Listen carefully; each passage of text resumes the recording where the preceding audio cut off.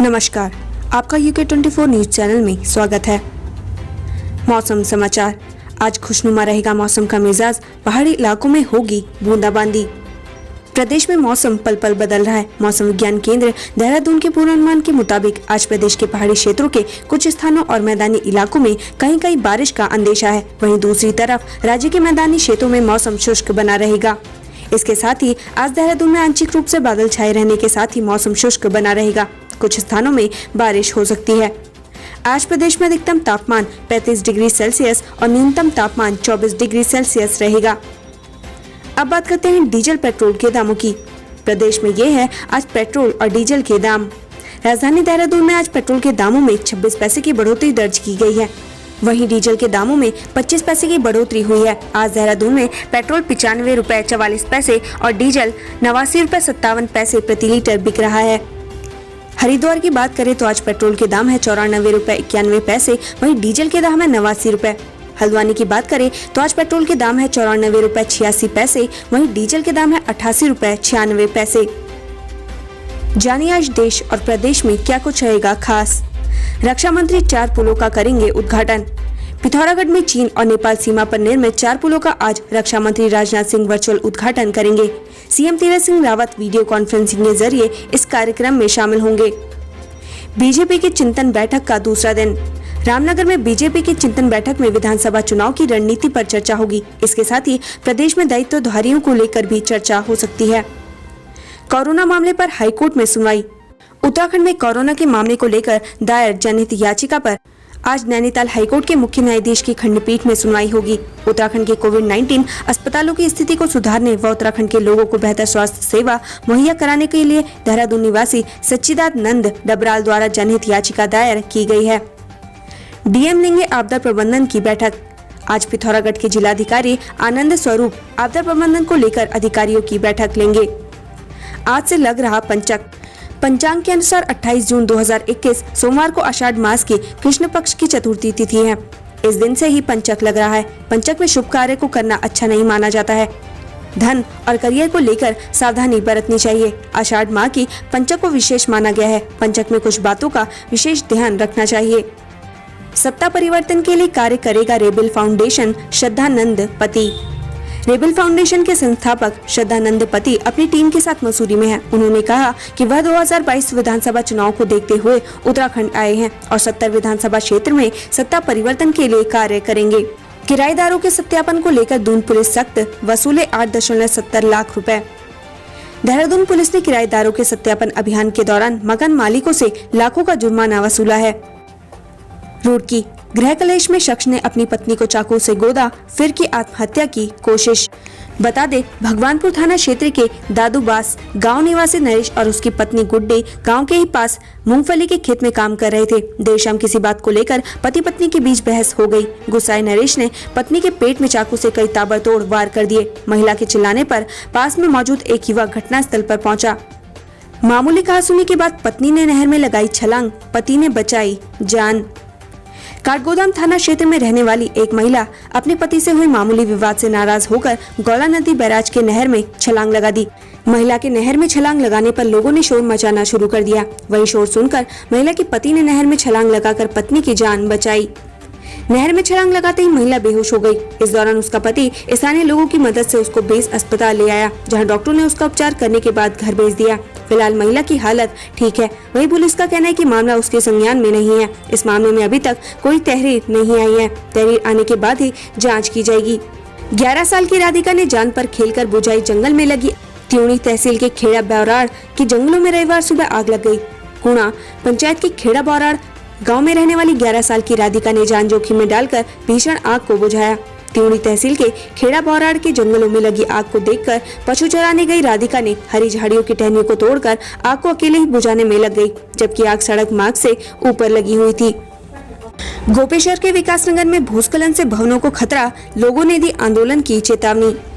विकासनगर मोहल्ले के निवासी लगातार हो रहे भूस्खलन को लेकर भयभीत हैं। इस समस्या को लेकर उन्होंने शासन प्रशासन से कई बार गुहार लगा चुके हैं, लेकिन अभी तक कोई स्थायी समाधान नहीं किया गया है, जिसको लेकर अब उन्होंने आंदोलन की चेतावनी दी है। कटघरे में तीरथ सरकार, नियुक्तियों में धांधली का आरोप, चैट और ऑडियो वायरल। उत्तराखंड में नर्सिंग स्टाफ की भर्ती को लेकर बड़ी गड़बड़ी से जुड़ा एक मामला सामने आया है। दरअसल 2 युवतियों की बातचीत का एक ऑडियो वायरल हुआ है, जिसमें संविदा नर्सिंग कर्मियों के नियमितीकरण के लिए पैसों की लेन-देन से जुड़ी बातें कर रही हैं। कथित ऑडियो में एक तरफ 500 NHM संविदा नर्सिंग कर्मियों में 1-1 लाख रुपए इकट्ठा कर 5 करोड़ रुपए जुटाने की बात कही जा रही है। दूसरी तरफ यह भी दावा किया जा रहा है कि अब तक नर्सिंग भर्ती परीक्षा के स्थगित होने में भी इन्हीं कर्मियों का हाथ है। रामनगर में बीजेपी का चिंतन शिविर, विधानसभा चुनाव की रणनीति पर चर्चा। रामनगर में बीजेपी की चिंतन बैठक शुरू हो गई है। बैठक में विधानसभा चुनाव की रणनीति पर चर्चा हो रही है। Black fungus tracker. उत्तराखंड में ब्लैक फंगस से अब तक 92 मरीजों की मौत, संक्रमितों की संख्या हुई 492। उत्तराखंड में मंगलवार को ब्लैक फंगस के मरीजों की संख्या 492 हो गई है। दहेज न देने पर पति ने पत्नी पर बनाया अनैतिक काम करने का दबाव, 4 पर FIR दर्ज। काशीपुर में दहेज लोभी ससुराल वालों के खिलाफ पीड़िता ने थाने में तहरीर दी है। पीड़िता का आरोप है कि ससुराल वालों द्वारा दहेज में 5 लाख कैश व बाइक न देने पर उसका मानसिक व शारीरिक उत्पीड़न किया गया। वहीं पुलिस ने पति समेत 4 लोगों के खिलाफ संबंधित धाराओं में मुकदमा दर्ज कर जांच शुरू कर दी है। पटवारी और लेखपाल भर्ती को लेकर हमलावर हुए हरदा, सरकार की मंशा पर उठाए सवाल। पूर्व मुख्यमंत्री हरीश रावत एक बार फिर सरकार पर हमला बोला है। इस बार उन्होंने पटवारी और लेखपाल भर्ती को लेकर राज्य सरकार को आड़े हाथों लिया है। हरीश रावत ने सोशल मीडिया के माध्यम से सरकार पर पटवारी और लेखपाल भर्ती निकाले जाने में हुई देरी को मुद्दा बनाया है। उन्होंने लिखा, बड़ी देर कर दी मेहरबान आते आते। उन्होंने कहा, बीते 2015 में यह भर्तियां राज्य में हुई थी। आज राज्य सरकार को 6 साल बाद इसकी याद आई है। CRPF जवान के खाते से ठगों ने उड़ाए 1 लाख रुपए। साइबर ठगों ने बैंक लोन देने के नाम पर CRPF जवान के खाते से 1 लाख रुपए उड़ा लिए। जवान के भाई ने साइबर सेल में तहरीर देकर कार्रवाई की मांग की है। ट्रैकिंग ट्रंक्शन सेंटर होम स्टे योजना के लिए 73 गांव अधिसूचित। ट्रैकिंग ट्रंक्शन सेंटर होम स्टे योजना के तहत पर्यटन विभाग ने प्रदेश भर में 73 गाँव को अधिसूचित किया है।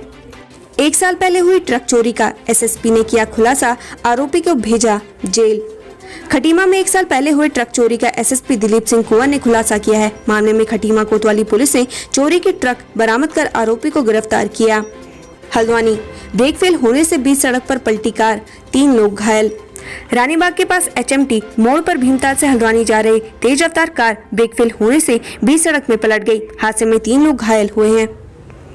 दहेज में बाइक न मिलने पर दूल्हे ने बारात ले जाने से किया इनकार, मुकदमा दर्ज। हल्द्वानी में दहेज में बाइक नहीं मिलने पर दूल्हे ने बारात ले जाने से इनकार कर दिया। दुल्हन दिन भर बारात का इंतजार करती रही। ऐसे में अब दुल्हन पक्ष के लोगों ने दूल्हे पक्ष के खिलाफ मुकदमा दर्ज कराया है। मुख्यमंत्री पद के लिए चुनाव होना जरूरी, त्रिवेंद्र सिंह रावत। प्रदेश में मुख्यमंत्री बदलने को लेकर जहां कांग्रेस भाजपा सरकार पर लगातार हमलावर है, वहीं पूर्व CM त्रिवेंद्र सिंह रावत ने भी CM पद के उपचुनाव कराने की मांग की है। उन्होंने कहा कि मुख्यमंत्री पद के लिए चुनाव होना जरूरी है। कोरोना से निपटने में उत्तराखंड सरकार का काम शानदार, तीरथ। मुख्यमंत्री तीरथ सिंह रावत ने नैनीताल जिले को रविवार 1 अरब की सौगातें दी। सर्किट हाउस में योजनाओं का लोकार्पण और शिलान्यास करते हुए CM ने कहा कि कोरोना से निपटने में सरकार का काम शानदार रहा है। सरकार सबका साथ सबका विकास की तर्ज पर कोरोना से मारे गए लोगों के परिजनों की मदद के लिए ठोस कार्य कर रही है। उत्तराखंड में बोर्ड परीक्षा रिजल्ट अगले 15 दिनों में जारी होगा। चिंतन शिविर में शामिल होने आए शिक्षा मंत्री अरविंद पांडे ने कहा कि उत्तराखंड बोर्ड परीक्षाओं का हाई स्कूल और इंटरमीडिएट का रिजल्ट अगले 15 दिनों में जारी करने का ऐलान किया है। उनका कहना है कि रिजल्ट जारी करने को लेकर तैयारियां पूरी की जा चुकी हैं। कोचिंग सेंटर 50% क्षमता के साथ खुलेंगे। सरकार ने लगभग 2.25 माह से बंद कोचिंग सेंटर व जिम खोलने की तैयारी कर दी है। कोरोना के बढ़ते संक्रमण की वजह से बीते 18 अप्रैल से ये बंद है। अब सरकार दोनों को 50% क्षमता के साथ खोलने जा रही है। बाजार खोलने के बावजूद कोचिंग व जिम सेंटर पर प्रतिबंध से संचालकों में नाराजगी बढ़ रही थी।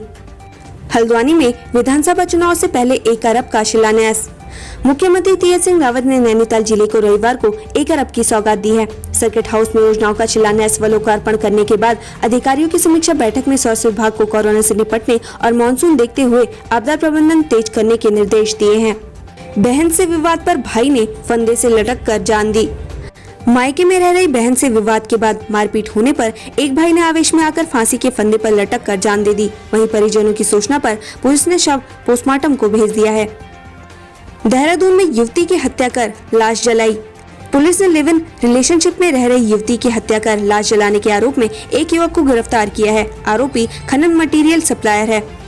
राजपुर थाना अध्यक्ष राकेश शाह ने बताया कि युवती 8 माह से देहरादून में अंकित के साथ लिव इन रिलेशनशिप में रह रही थी। 2 माह से संपर्क नहीं होने पर युवती के परिजन पश्चिम बंगाल से दून पहुंचे और शहर कोतवाली में तहरीर दी। कॉल डिटेल से युवती के अंकित के संपर्क में आने की पुष्टि हुई। पुलिस ने शनिवार रात अंकित को गिरफ्तार कर लिया। अंकित ने बताया कि 28 अप्रैल को बालकनी से गिरकर युवती की मौत हो गई थी। खुद को बचाने के लिए उसने किमाड़ी रोड क्षेत्र में शव को जला दिया। पुलिस ने युवती का कंकाल बरामद कर लिया है। मसूरी और नैनीताल को मिल सकती है राहत। उत्तराखंड में कोविड कर्फ्यू अगले 1 हफ्ते के लिए बढ़ना तय है। वहीं सरकार मसूरी और नैनीताल के बाजार शनिवार और रविवार को खोलने जा रही है, जबकि मंगलवार और बुधवार को दोनों शहरों के बाजार बंद रहेंगे। सरकारी प्रवक्ता कैबिनेट मंत्री सुबोध उनियाल ने बताया कि अब सोमवार को नई गाइडलाइन जारी की जाएगी। कुछ रियायतों के साथ सरकार अगले 1 हफ्ते के लिए कोविड कर्फ्यू बढ़ाने जा रही है। संकेत दिए मसूरी और नैनीताल के बाजार अब शनिवार व रविवार को खुलेंगे, लेकिन राज्य में हफ्ते में 5 दिन का कोविड कर्फ्यू होने के चलते इन दोनों शहरों को मंगलवार व बुधवार को बंद रखा जाएगा, ताकि बाजारों को सैनिटाइज किया जा सके। महंगाई। दून में पेट्रोल 96 रुपए के करीब पहुंचा। दून में पेट्रोल और डीजल की कीमतें रिकॉर्ड स्तर पर हैं। नॉर्मल पेट्रोल 95 रुपए 66 पैसे प्रति लीटर है, जबकि एक्स्ट्रा प्रीमियम पेट्रोल की कीमत 97 रुपए 99 पैसे प्रति लीटर पर जा पहुंचा है। डीजल की कीमत 89 रुपए 80 पैसे प्रति लीटर है। दून अस्पताल में आज से भर्ती किए जाएंगे मरीज। दून अस्पताल में आज से कोविड के अलावा दूसरी बीमारियों के मरीज भर्ती किए जाएंगे। प्राचार्य डॉक्टर आशुतोष सयाने के निर्देश पर तमाम तैयारियां पूरी कर ली गई हैं। वार्ड और आईसीयू कोविड एवं दूसरे मरीजों के लिए अलग अलग बनाए गए हैं। कांग्रेस का प्रदेश भर में सरकार के खिलाफ प्रदर्शन। कोरोना जांच घोटाले की न्यायिक जांच न होने से नाराज कांग्रेस कार्यकर्ताओं ने प्रदेश भर में सरकार के खिलाफ विरोध प्रदर्शन किए और पुतले फूके। जल्द कार्रवाई न होने पर कांग्रेस सरकार के खिलाफ 7 जुलाई से 10 दिन का महाअभियान चलाएगी। कांग्रेस के सभी फ्रंटल संगठन भी इसमें शामिल होंगे। काशीपुर में गाड़ी पार्क करने को लेकर चली तलवारें। आईटीआई थाना क्षेत्र के महुआ खेड़ा गंज में गाड़ी पार्क करने को लेकर 2 पक्षों में विवाद हो गया। मामला बढ़ने पर दोनों पक्षों में लाठी डंडे तलवारों से एक दूसरे पर हमला बोल दिया। पुलिस ने दोनों पक्ष की तहरीर पर 11 लोगों के खिलाफ मुकदमा दर्ज कर लिया है। बहन को ससुराल छोड़ने गए फौजी पर हमला। बहन को ससुराल छोड़ने गए फौजी पर उसकी बहन के देवर, सास व ससुर ने तलवार से जानलेवा हमला कर दिया। तलवार का वार रोकने पर फौजी के हाथ, गर्दन और गाल कट गया। पुलिस ने पीड़ित की तहरीर पर तीनों के खिलाफ मुकदमा दर्ज कर लिया है। टीकाकरण के बाद स्कूल खुलेंगे। एम्स के प्रमुख डॉक्टर रणदीप गुलेरिया ने कहा कि बच्चों के लिए कोविड-19 टीकों की उपलब्धता एक महत्वपूर्ण उपलब्धि होगी। इससे स्कूल खुलने तथा उनके लिए बाहर की गतिविधियों के लिए मार्ग प्रशस्त होगा। उत्तराखंड से संबंधित ऐसी खबरें पाने के लिए हमारे चैनल को लाइक व सब्सक्राइब जरूर करें। धन्यवाद।